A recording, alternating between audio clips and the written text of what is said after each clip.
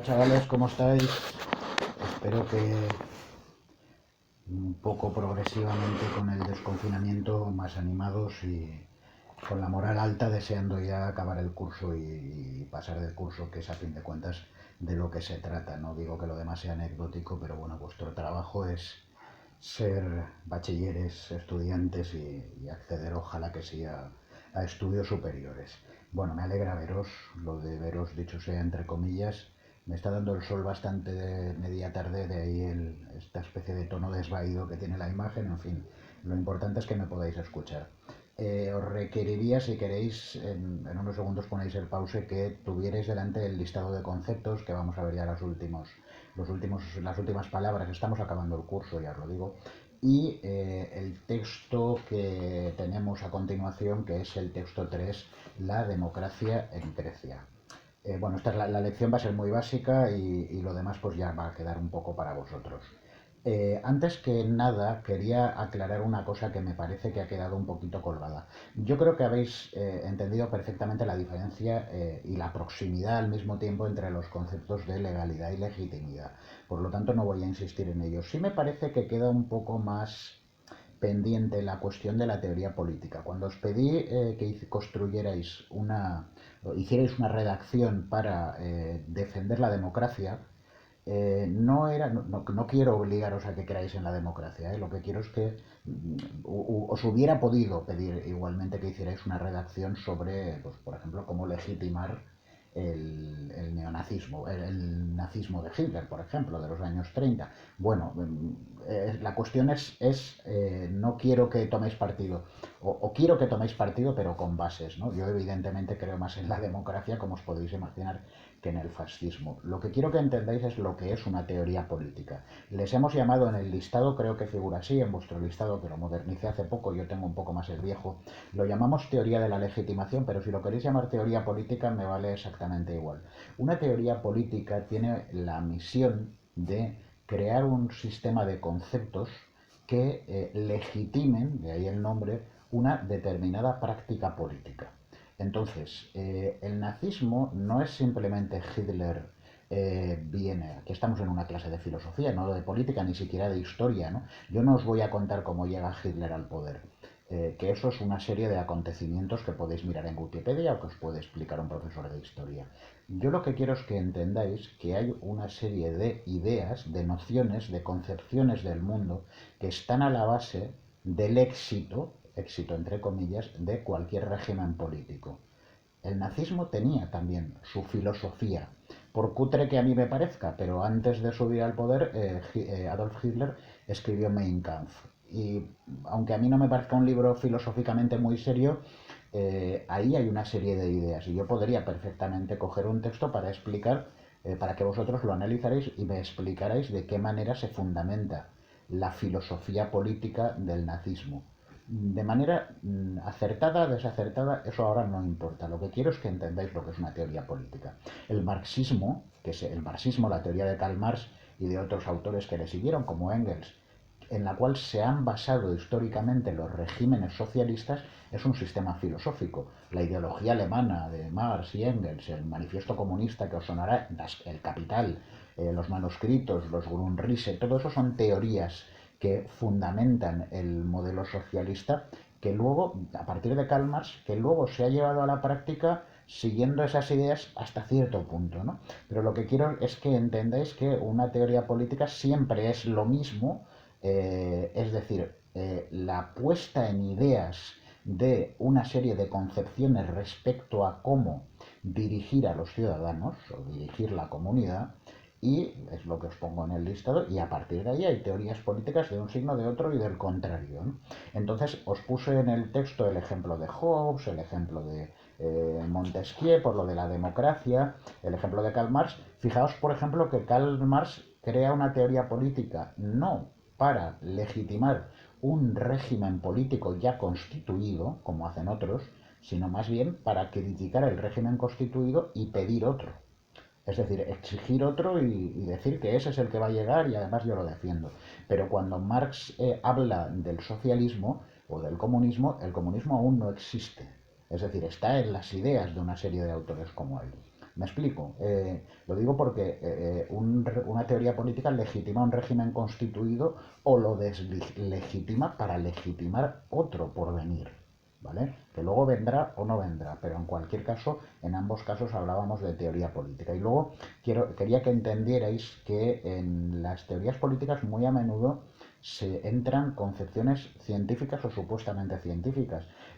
A fin de cuentas, el patriarcado es una forma política también. Bueno, si yo sostengo una teoría supuestamente biológica que viene a decir que, voy a decir barbaridades, que el cerebro de las mujeres está demostrado que es de inferior capacidad que el de los hombres y me baso en supuestos estudios experimentales, teóricos, de neurología o de estudio del cráneo, yo que sé, alguna burrada de estas, para demostrar, que por cierto ha habido muchas, en el siglo XIX había muchos estudios que intentaban demostrar la superioridad del hombre sobre la mujer. Vale, ¿por qué utilizo esa supuesta teoría científica? Pues porque estoy intentando legitimar un determinado régimen político. Es muy interesante el caso que os pongo del apartheid. Sabéis que en la República Sudafricana hasta hace aproximadamente 20 años o 22 existía un régimen por el cual los negros, que son el 90% de la población del país, frente a la minoría blanca, eran por ley apartados de determinados cargos, no solo de presidente del gobierno, sino incluso, pues yo creo que en un instituto, por ejemplo, si había un negro era el que limpiaba y no sé si llegaba a poder hacer fotocopias. Lo que quiero decir es que por ejemplo, no había un profesor negro, y menos un director. Lo que quiero decir es que el apartheid era un sistema que institucionalizaba el racismo, es decir, lo convertía en ley. Vale, ¿cómo crear una teoría o qué teorías políticas legitiman la práctica del apartheid de Sudáfrica o legitimaba? Pues aunque no lo creáis, las había. Evidentemente ahora nos parecerán irrisorias, pero se basaban en cuestiones como por ejemplo la supuesta evidencia de que en los análisis del coeficiente de inteligencia los negros daban suspenso. ¿Se entiende? Y esas teorías aparecen, y se utilizan para legitimar la política. Vale, dejo esto. Yo creo que lo de las teorías políticas o de la legitimación, la función que tiene la filosofía en ellas, funciona a veces nefasta, a veces buena, creo, pero a veces nefasta, creo que está más o menos clara. Y si queréis pausáis porque pasamos ya al asunto de la democracia. Voy a leer rápidamente el texto 3, la democracia en Grecia, y luego miramos también el listado, ¿vale? Bueno, dice el texto, es un texto, no os he pedido que lo comentéis porque es un texto en el que no hay nada que demostrar. Es un texto básicamente descriptivo y te está explicando cómo funciona la democracia en la antigua Grecia, que sabéis es la primera democracia de la historia, y se está refiriendo muy concretamente al modelo de los modelos de la democracia, que es la democracia ateniense. Explica, ojo que es un texto muy historiográfico, no hay mucho que entender ahí, es más bien descriptivo, por eso os lo leo. Dice, tras las sangrientas luchas intestinas en que se enfrentaron las familias nobles, propietarias de la mayor parte de tierras, y los campesinos pobres, los habitantes de la ciudad y de la costa que vivían de la pesca, del comercio y de las labores artesanas, bajo el impulso de reformadores que fueron a la vez árbitros, jueces y legisladores como Dracón, Solón, Clístenes y Efialtes, me importa un poco, bueno, que suene...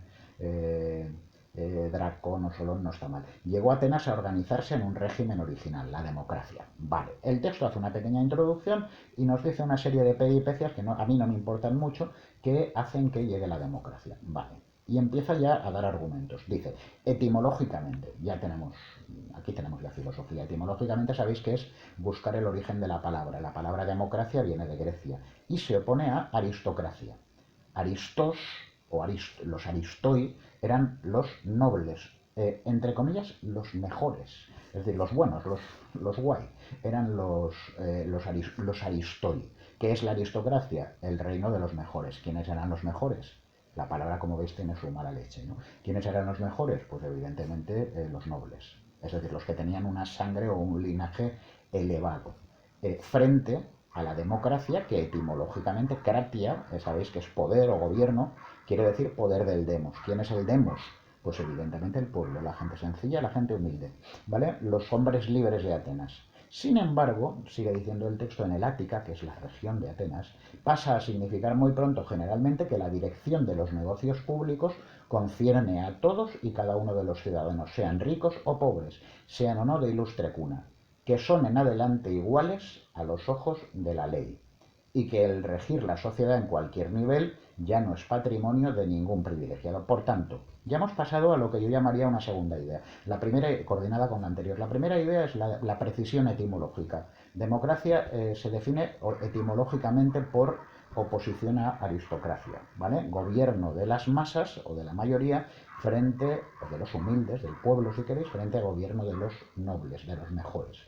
Y dice, de ilustre cuna, que son en adelante iguales a los ojos de la ley. Es decir, segunda idea importante, la igualdad ante la ley. Todos humildes, ya veréis que excluimos a mucha gente, eso luego lo veremos, pero esclavos, mujeres y tal. Pero en principio se entiende que democracia en el Ática quiere decir que la dirección de los negocios públicos, dado que nos afecta a todos, la tenemos que llevar a cabo todos, a todos nos concierne, por lo tanto, políticamente hablando, somos iguales. Después habrá más ricos y más pobres, pero en los negocios somos los mismos. Es la famosa idea de la asamblea, inventada en la asamblea ateniense, de un hombre y un voto. Esta idea de igualdad entre los ciudadanos no es nueva. Ojo, en Esparta, ciudad aristocrática, sí las hubo, no fue democrática. Esparta, que sabéis que era la gran rival de Atenas en las luchas, en las guerras del Peloponeso, pues la península esta donde están las dos grandes polis de Grecia, los ciudadanos se llaman precisamente los iguales, pero en comparación con el total de habitantes su número es escasísimo. Aquí nos está dando otro dato, es decir, la idea de los iguales ya estaba en Esparta, pero ¿cuál es el problema? Que en Esparta los iguales, entre comillas, eran 60 o 70, en el fondo un linaje aristocrático, es decir, había una minoría, sí, no eran uno o dos, eran una minoría, pero eran 60, para que nos entendamos. Se llamaban entre sí los iguales porque eran iguales entre ellos, pero no evidentemente en igualdad con el demos. Por lo tanto, la idea de igualdad es consustancial a la democracia, sí, pero en un sentido nuevo, que no es el de esa igualdad entre los minoritarios, entre la élite, que es lo que caracteriza a Esparta, que nunca fue una ciudad democrática. En Atenas, vamos a entrar ya dentro del Ática en la ciudad, en la polis. Cuando triunfan las últimas reformas de Fialtes y de Pericles, este sí que me mola que os suena, Pericles. La victoria, de hecho el siglo V se llama siglo de Pericles, es un personaje ciclópeo. La victoria de la democracia quiere decir que empieza a considerarse ciudadanos por entero, aptos para ser legisladores y súbditos. Fijaos que es términos aparentemente contrarios y sin embargo no se complementan. Es decir, en democracia yo legislo, yo creo la ley y al mismo tiempo soy obediente a ella, a esa ley que yo mismo como parte del demos he creado. Eso es lo que significa legislador y súbdito.